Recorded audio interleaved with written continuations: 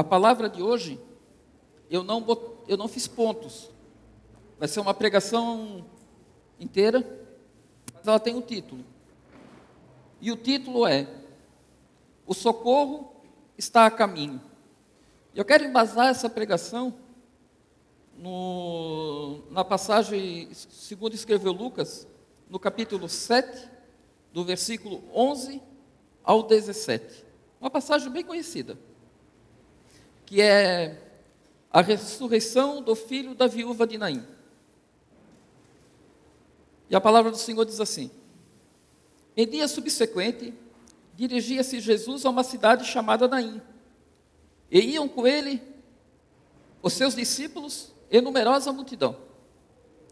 Como se aproximasse da porta da cidade, eis que saía o enterro do filho único de uma viúva, e grande multidão da cidade ia com ela. Vendo-a, o Senhor se compadeceu dela e lhe disse: Não chores. Chegando-se, tocou o esquife, e parando os que o conduziam, disse: Jovem, eu te mando, levanta-te.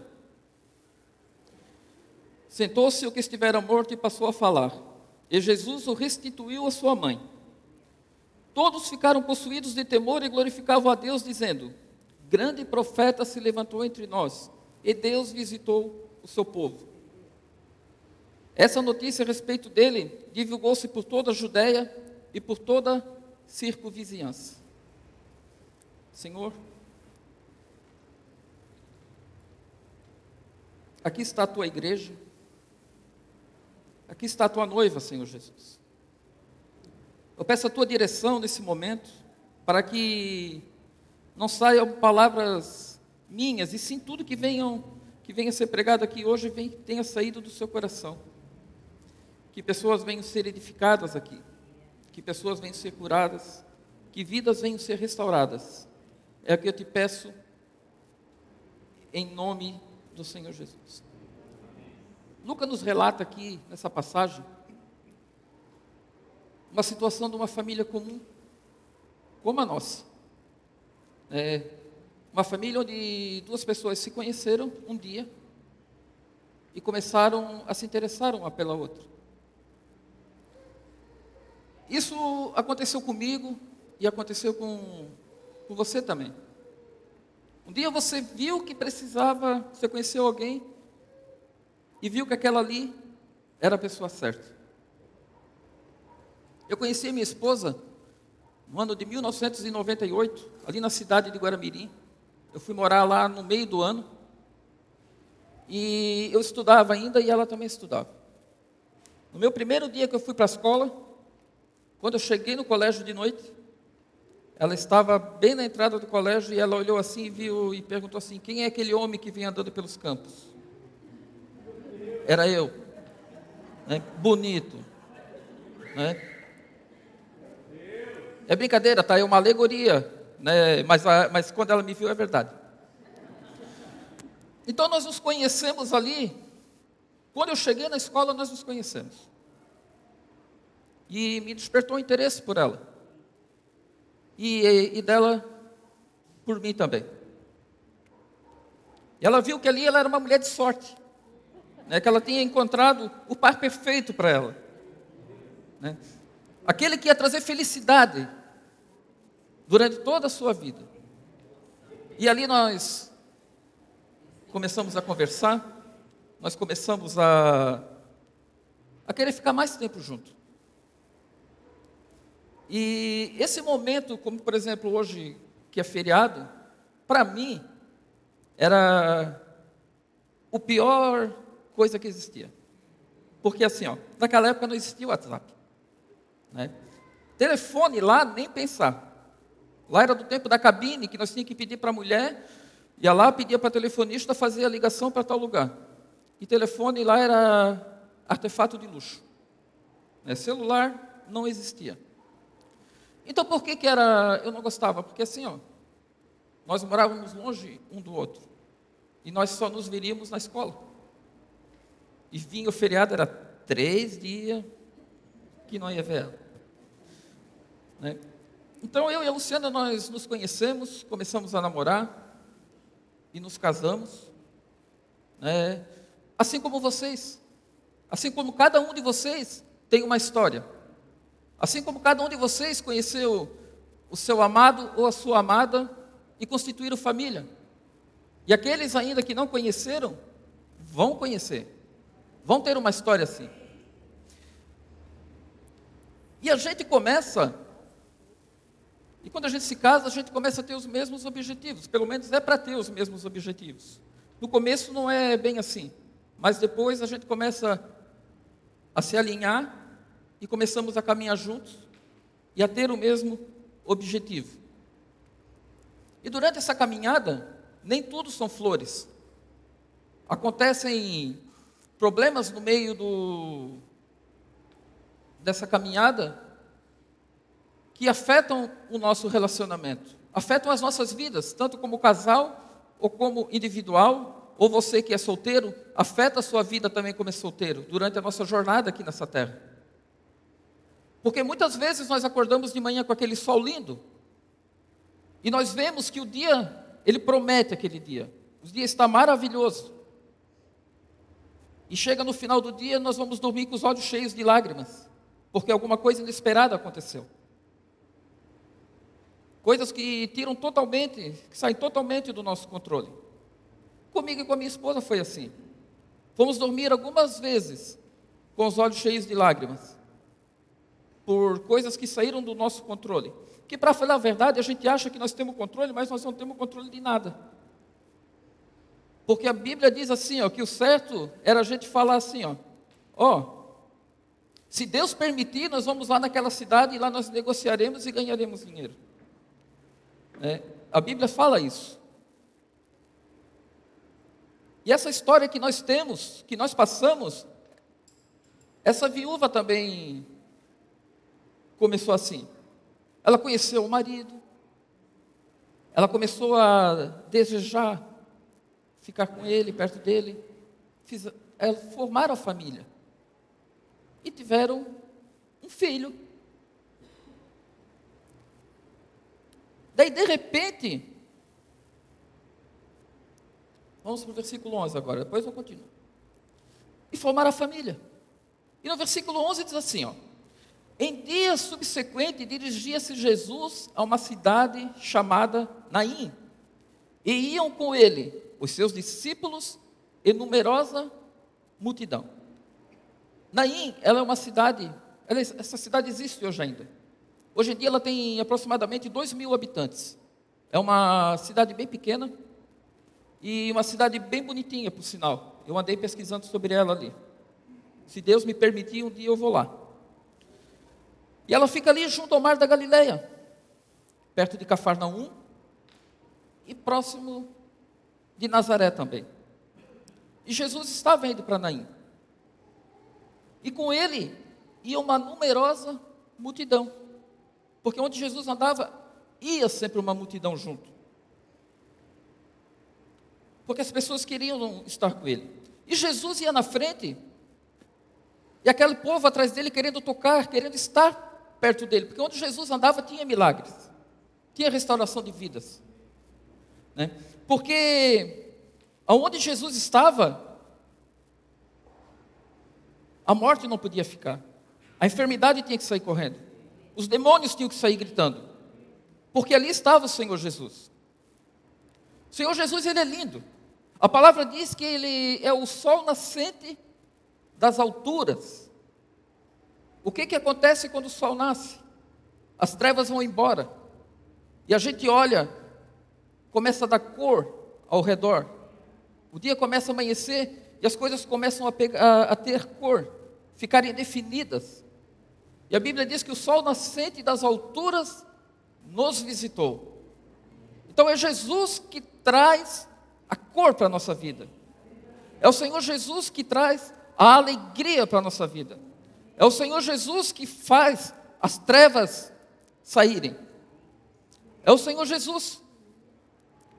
E no versículo 12 diz assim, como se aproximasse da porta da cidade, eis que saiu o enterro do filho único de uma viúva, e grande multidão da cidade ia com ela.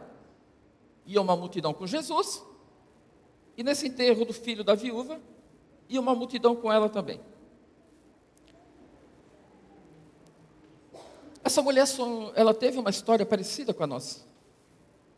Ela contraiu um matrimônio, ela formou família, e de repente, o marido morre. O marido morre. A morte levou sem dó o seu marido. Naquela mesa onde eles almoçavam, não se colocava mais 3 pratos. Eram apenas 2, porque o marido já não estava mais ali. Era só para ela e para o filho. O guarda-roupa já sobrava espaço, porque não tinha mais tantas roupas para pôr ali. Não tinha mais quem usasse aquela roupa. O varal também podia ficar um pouquinho mais curto, né? Porque não tinha mais tanta roupa para pendurar ali. E a cama ficou espaçosa. E até o ronco. Semana passada teve uma pregação que falaram de ronco aqui, né? Ronco é glorificar a Deus, é isso, Sérgio? Enquanto dorme?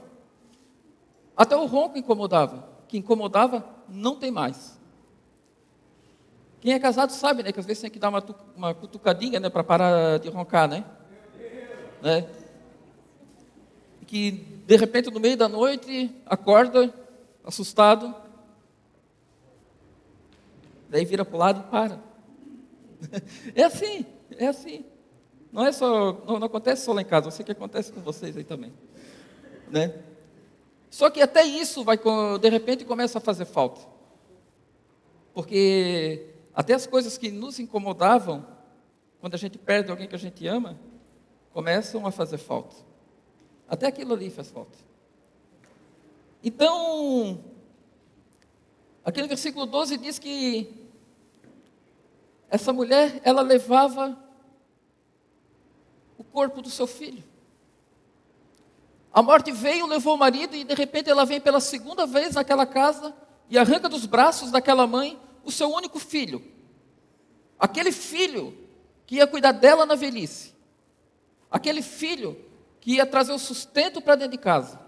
Aquele filho que era a segurança para ela. Por causa que naquela época eram os homens que traziam o sustento. As mulheres não tinham os direitos que têm hoje. Tanto é que os homens, o primeiro filho que nascesse tinha que ser homem. E a morte vem e arranca os filhos do braço daquela mãe. E o desespero se toma conta daquela casa novamente. E a palavra do Senhor, ela diz assim que ele era um jovem. E no original, era um jovem entre 14 e 20 anos. Ele não tinha mais que aquilo ali. Ele tinha entre 14 e 20 anos. E a morte levou ele.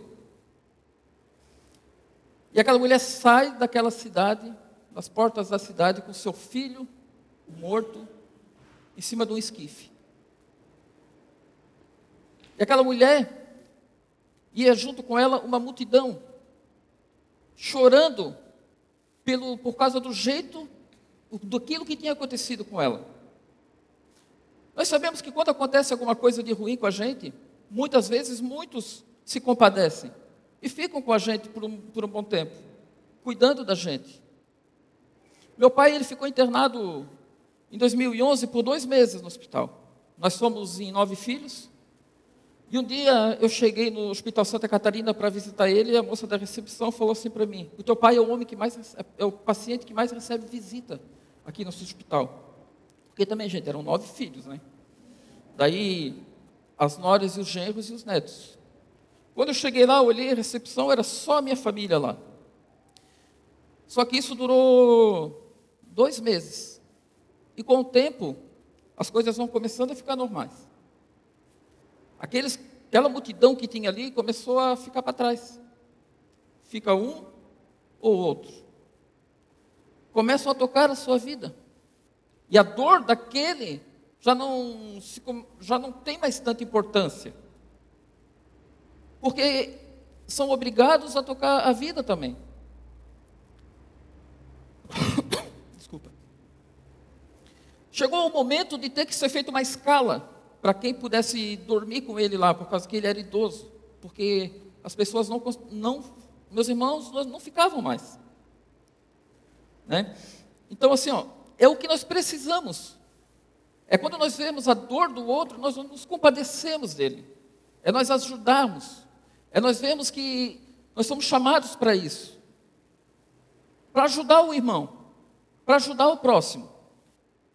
E na palavra, no versículo 13, diz assim, vendo-a, o Senhor se compadeceu dela e disse, não chores. O Senhor Jesus, quando viu aquela situação, ele não parou e perguntou, quem é a mãe ou o pai desse jovem que está ali? Jesus, ele olhou e já identificou. Jesus já sabia quem era. Porque Jesus estava indo para Naim justamente por causa dessa situação. Então Jesus chega nela e diz, não chores. Gente, eu particularmente no velório, quando eu vou, eu abraço a pessoa e digo assim, que eu não tenho nem palavras para falar. Porque eu sei que eu não tenho, porque eu não consigo expressar, eu não consigo ver a dor que aquela pessoa tem. Porque somente quem perde um ente querido é que sabe a dor que está sentindo. Então eu abraço, deixo a pessoa chorar e fico ali, me compadecendo dessa pessoa. E o Senhor Jesus não. O Senhor Jesus, ele chega e diz, não chores. Eu lembro que quando eu era criança, se quebrasse um brinquedo, ou se eu caísse, e acontecesse alguma coisa comigo, eu ia correndo para os braços do meu pai. E meu pai me abraçava, ele não podia fazer nada naquele joelho ralado, mas ele dizia para mim assim, não chora filho, o pai está aqui. E aquela palavra lá, ela me consolava, ela me confortava, apesar do joelho estar ralado, apesar do meu brinquedo estar quebrado, mas ainda aquela palavra me confortava. E aqui no versículo 13, a palavra Senhor, no original grego, é Kyrios. Kyrios significa aquele que tem o poder da decisão sobre alguém ou sobre uma situação. Então o Senhor chegou e disse, não chores, é por causa que ele tinha o poder ali. Ele tinha o poder da decisão ali. Ele tinha o controle da situação. Então nós temos que crer nisso aí. Que quando a noite está muito escura, a noite demora a passar.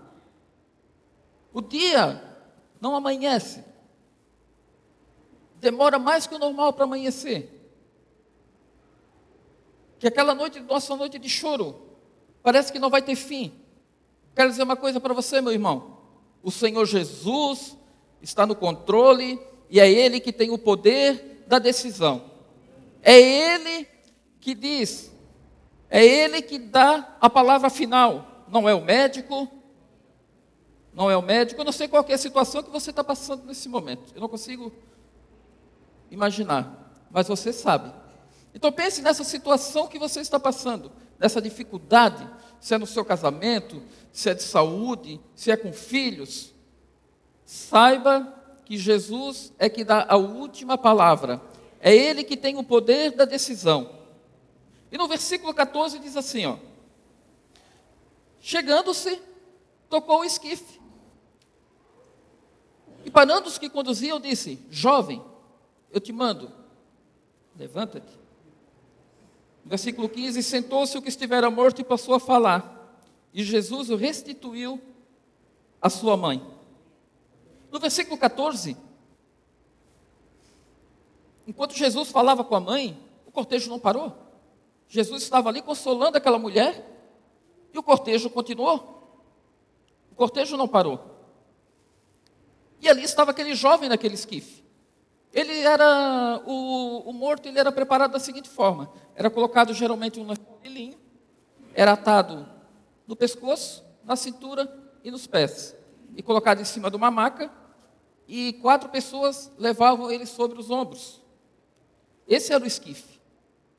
E quando chega ali que Jesus consola aquela mulher, e aquele povo, aqueles 4 continuando a carregar o esquife o corpo em direção ao cemitério, Jesus ele levanta as mãos e toca no esquife. E imediatamente para. E eles baixam o jovem, e Jesus diz: jovem, eu te ordeno, levanta-te. Interessante que Jesus foi específico aqui, né? Quantas vezes nós temos problemas nas nossas vidas e a gente fica se lamentando para os outros. E nós não fazemos aquilo que tem que ser feito. É mais fácil nós reclamarmos para os outros do que nós tomarmos a palavra do Senhor na nossa língua, na nossa boca. Porque a palavra de Deus diz assim, ó, que da tua boca emana leite e emana mel. Mel. Então o que é? É da nossa boca que saem as bênçãos. Então nós temos que aprender que nós não devemos ficar reclamando. O problema que está na nossa vida, dê ordem para aquele problema, em nome de Jesus. Porque se até a morte ouviu ele, como é que os nossos problemas não vão ouvir?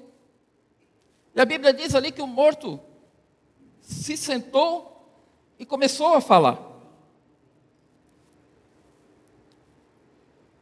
Nós temos essa autoridade. Nós temos essa autoridade para dar ordem aos nossos problemas, que eles saiam. Nós temos autoridade para repreender os demônios. Nós temos autoridade para curar enfermos. Então não existe problema em Cristo. Os discípulos estavam atravessando o mar da Galileia e Jesus ficou orando. E de repente vem uma tempestade lá e quer afundar o barco. Daí os discípulos ali desesperados, né? Eu também estaria. Eu não julgo eles. Também estaria desesperado. E de repente eles olham assim, um fantasma, andando sobre as águas. Começam a se abraçar e berrar mais ainda, porque lá vinha um fantasma. E Jesus diz o quê? Que era para se acalmar, que era ele. O interessante é que o que queria afundar o barco era o mar. Era o mar que queria afundar o barco ali. Se afundasse, os discípulos morreriam. Apesar de serem pescadores, mas era uma tremenda tempestade. E Jesus ele vem caminhando sobre as águas, sobre aquela tempestade. Sabe o que isso significa, meu irmão? Significa que o teu problema está debaixo dos pés de Jesus. Todos os seus problemas estão debaixo dos pés de Jesus. E nós temos essa autoridade para repreender todos os problemas. Porque o mesmo poder que Jesus tem, Ele nos deu. O Espírito Santo está conosco. Foi o Espírito Santo que ressuscitou Jesus. E Ele está conosco, Ele habita em nós. Foi pelo Espírito Santo que todas as coisas foram criadas. E o Espírito Santo habita em nós. Aquele que criou o universo habita em nós. Quando eu aluguei a sala ali onde tem a loja, o galpão, é um casal de idosos que tem ali. Então, o primeiro aluguel que eu paguei para eles eu tive que ir na casa deles, pagar o aluguel. E chegando lá, só estava a mulher em casa. E nós eu fui pagar ela começou a botar o dinheiro, nós começamos a separar em montinhos de 1.000. E o primeiro montinho de 1.000, ela mostrou para mim assim, ó. Esse aqui, eu uso para comprar remédio, que bênção, né? R$ 1.000 todo mês para comprar remédio. Não, isso é uma alegria, né? Aquela mulher me falou com tristeza, porque o dinheiro dela estava indo embora. E naquele momento o Espírito Santo me constrange a orar por aquela mulher. E vocês sabem o que aconteceu? Eu não orei. Eu não orei por ela. Eu não orei porque eu pensei assim, ó, nós estamos sozinhos aqui. Ela tinha uma ferida na perna de aproximadamente 20 centímetros aqui atrás. Ela levantou a barra da calça e me mostrou uma ferida aberta. E a medicação era para aquela ferida. E eu não orei pelo seguinte, por estar só nós ali, eu achei que não seria conveniente eu me abaixar, tocar nas pernas daquela mulher, e se parece algum parente ou o marido ali. O que tu estás fazendo aí? Apesar de eu estar querendo fazer o bem, eu não orei. Segundo mês, ela vem ali na loja cobrar o aluguel. Daí eu não oro por ela. Ela tira os R$1.000 e mostra para mim e diz assim, ó, esse R$1.000 aqui é para comprar remédio por causa da minha perna. Ainda bem que tem, né? Pior que tem gente que não tem. Gente, eu não me compadeci dela ali. No outro mês me aparece aquela mulher ali. Todo dia 25 ela vai lá. Que bom. Mesma coisa, ela pegou R$1.000 e falou para mim assim, ó, você quer esse R$1.000 aqui é para mim comprar remédio. Eu falei para ela, vamos orar por ti. Vamos orar. Naquele momento eu me abaixei, eu estava dentro do meu escritório, eu me abaixei e orei por ela. Orei por ela, eu repreendi aquela enfermidade em nome do Senhor Jesus Cristo. Eu orei a palavra sobre aquela mulher. E gente, não aconteceu nada. Ela virou as costas com aquele R$1.000 guardado para ir comprar remédio. Daí essa semana, dia 25, ela veio de volta. Separando o dinheiro, ela pegou 1.000, botou na bolsa, pegou outro 1.000, botou na bolsa. Como é que está a tua perna? Daí ela, minha perna está boa. Ela não me falou que estava guardando dinheiro, tinha 1.000 para comprar remédio. Ela levantou a barra da calça, depois eu chamei a minha esposa e chamei uma outra amiga que estava lá e mostramos para ela. Aquela ferida de 20 centímetros estava cicatrizada. Eu fiz aquela mulher gastar R$3.000. Não precisava. Eu já podia ter orado por ela no começo e ela ter sido curada. Ela olhou para mim e falou assim, eu não preciso mais nem fazer curativo. Cicatrizada. Então a mesma autoridade que nós temos, que Jesus...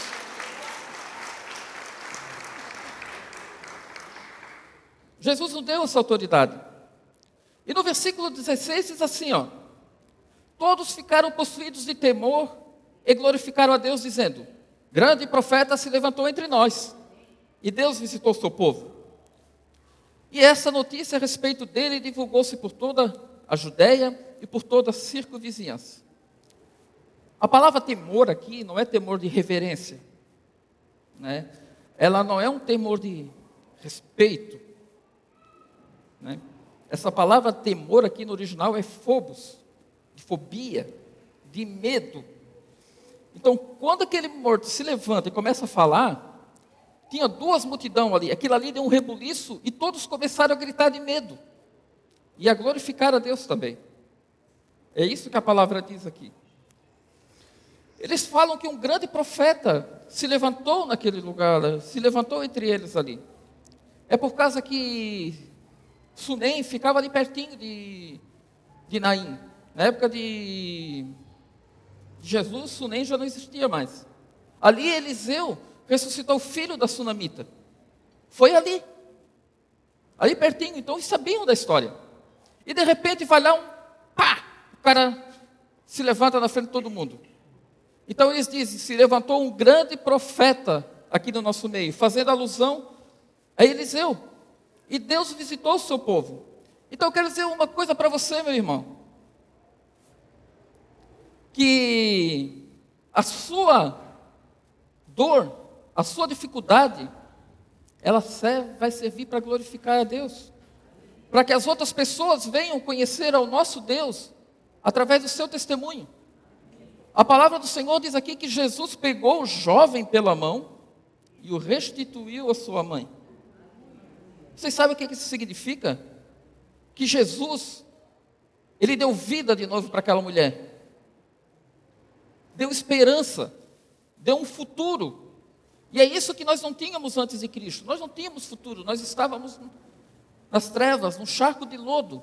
E Deus nos pegou e nos transportou para o reino da luz. Então, meu irmão, minha irmã, você tem essa autoridade. Jesus te deu esse poder. Fale com convicção. Quando orar, ore especificamente para o problema e repreenda o problema. Que Deus vai honrar, porque Deus vela e cumprir a sua palavra.